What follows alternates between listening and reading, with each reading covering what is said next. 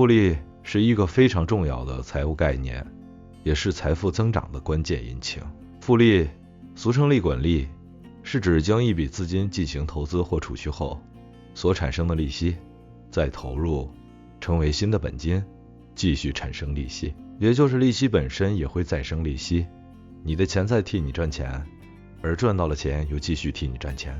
这种利滚利的机制，让财富随时间呈现指数型增长的惊人现象。如果用更生活化、投资化的方式来理解，简单说，钱会自己涨钱。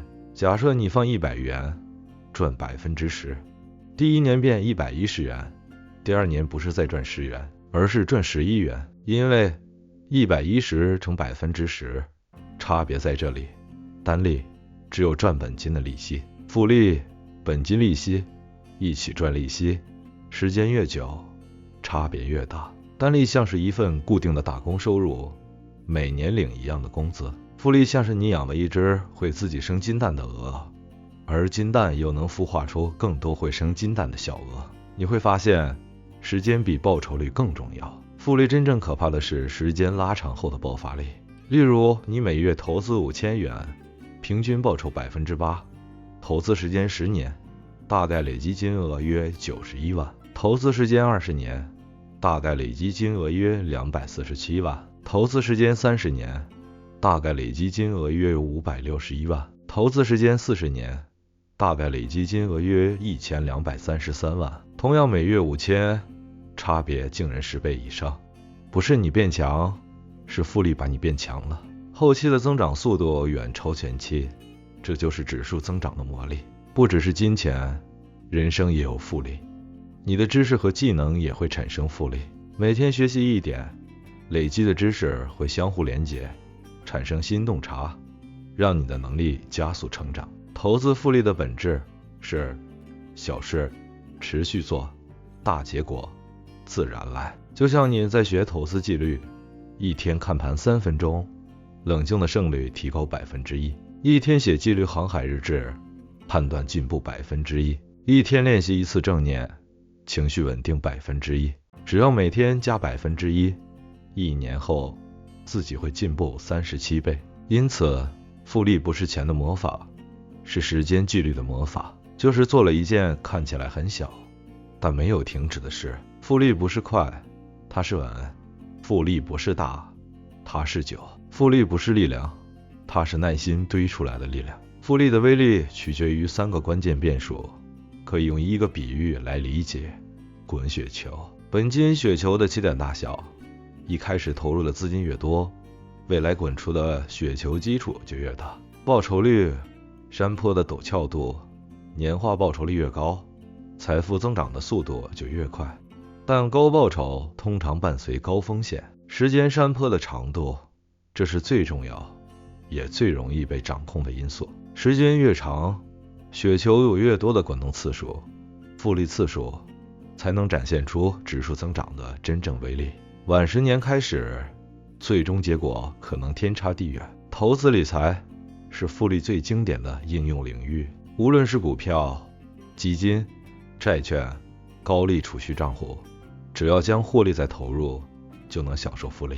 巴菲特的财富就是长期持有优质公司股票，透过数十年复利累积的结果。而债务就是复利的黑暗面，信用卡债、高利贷也是以复利计算。如果只还最低金额，债务会像雪球一样越滚越大，非常危险。如何善用复利创造财富？一、尽早开始，时间是复利最好的朋友。即使本金小，早开始也能靠时间取胜。2、保持纪律，持续投入，定期定额投资，不断增加本金。3、追求合理的长期报酬，不要追逐短期暴利，而是寻找能提供稳定长期报酬的标的，如大盘指数基金。4、切勿中断，避免频繁买卖或在市场下跌时恐慌性赎回，让复利过程持续进行。5、再投资，将投资获得的股息、利息等收益进行再投资，而不是花掉。6、积累本金，不要过度迷信复利公式，却忽略了公式中本金同样重要。不提升收入，不控制消费会导致本金增长缓慢，请投资自己，赚取更多本金。如果您做不到以上6点，复利也可能成为幻想陷阱。具体的行动路线图：25到35岁，本金积累期，重点是投资自己，提升技能，增加主动收入，将储蓄率视为最重要的财务指标，开始定期定额投资于低成本的指数基金。35到45岁，复利加速期，重点是保持纪律，不要中断。此时职业收入达巅峰，持续将增量资金投入，抗拒所有短期投机诱惑。45岁以后，成果显现期，重点是资产配置，风险控制。你会清晰看到复利曲线开始陡峭上升，被动收入逐渐成为可观的补充。从我要用复利赌一个翻身，转变为我要用复利保障我的人生永远不会再陷落。后者心态更平稳，纪律更持久，这是很重要的认知转变。总之，复利效果的本质是时间与持续性的奖励。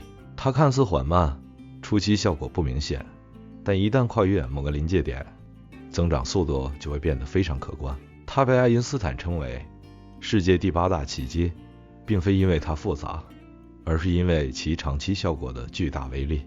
最关键的行动就是现在就开始，然后耐心坚持。复利不是看不见效果，而是前面效果太小，前端像魔术开始，后端像魔术停不下来。越早开始，越久坚持，越可怕。故事1：国王与棋盘上的米粒，指数增长的震撼。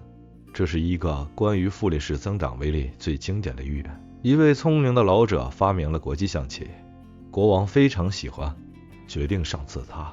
老者说：陛下，我的要求很简单，请在这个棋盘的第一格放1粒米，第二格放2粒米，第三格放4粒米，第四格放8粒米，以此类推，每一格都是前一格的2倍，直到放满棋盘64格就行了。国王一听，觉得这要求太寒酸了，立刻答应。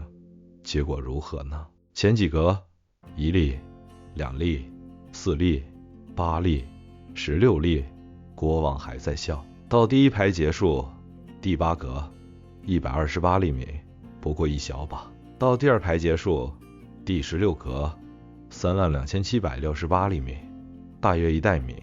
国王开始觉得不对劲。到第3排结束，第24格已经超过800万粒米，还没到一半，整个王国的粮仓就已经被搬空。要放到最后一格，第64格，需要263粒米，总数约是1844亿粒，这相当于全世界数千年的粮食产量。这个故事展现了指数增长的可怕威力。一开始毫不起眼，如每月存一点小钱，但随着期数期格增加，后期的增长量会变得无比巨大，完全超出直觉想象。复利就是后期爆发的魔法。故事2：荷花池的谜题最后一刻的爆发。这是一个关于临界点的故事。一个池塘里有一片荷叶，荷叶的数量每天会增加1倍，已知需要30天，荷叶会长满整个池塘，让水生物全部窒息。问第几天时，荷叶会覆盖住一半的池塘？很多人会猜第15天，但答案是第29天。想想看，第29天，池塘还有一半是空的，情况好像不危急，但只需要再过1天，复利一次，第30天，剩下的一半就会被长满，整个池塘就完了。复利增长在前期非常缓慢，让人难以察觉，甚至容易放弃。就像存钱前几年感觉没什么变化，但一旦经过长时间积累，越接近后期，增长速度会越快，达到临界点后就会爆发。很多人正是在漫长而缓慢的积累期，第29天之前失去了耐心。这些故事告诉我们，复利是指数增长，像棋盘上的米粒，后期结果远超常人预期。时间比本金更重要。像小明和小华的故事，早开始是最大优势，需要度过漫长积累期。像荷花池，在看见显著成果前，必须保持耐心和纪律。祝你每个微小的累积都被时光赋予复利的魔法，未来惊喜满盈。祝福你的努力与善意即如复利般积累，在未来某天获得指数般的回报。祝你的人生像一道优美的复利曲线，越走越从容，越走越丰盛。